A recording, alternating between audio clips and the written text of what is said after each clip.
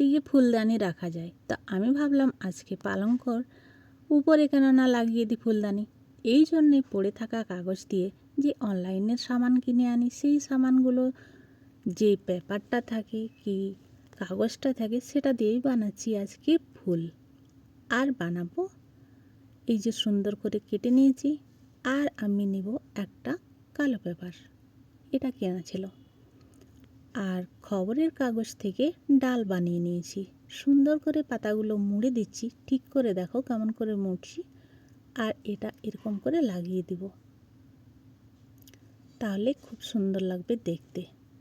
হ্যাঁ, ফেলে দেওয়া কাগজ থেকে আমরা অনেক কিছু বানাতে পারি, ঠোঙা থেকে, কাগজ থেকে, পেপার থেকে। তাই ওটাই আজকে বানাচ্ছি। আর বানা হয়ে গেলে উপরের থেকে ফুলের উপরে একটা নীল নীল কালারের ছোট্ট ছোট্ট গোল গোল করে কেটে উপরে দিয়ে দেব, তাহলে ফুলগুলো ফুটে উঠবে। এগুলা দেওয়া হয়ে যাওয়ার পর একটা কাঁচি নিয়ে সাইডটা ডিজাইন করে একটু কেটে নেব, তাহলে আরও ভালো লাগবে দেখতে। তারপরে পাতাগুলোই সবুজ কালারের যে শীত থাকে পাতার উপরে, সেই শীতগুলো বানিয়ে নিচ্ছি।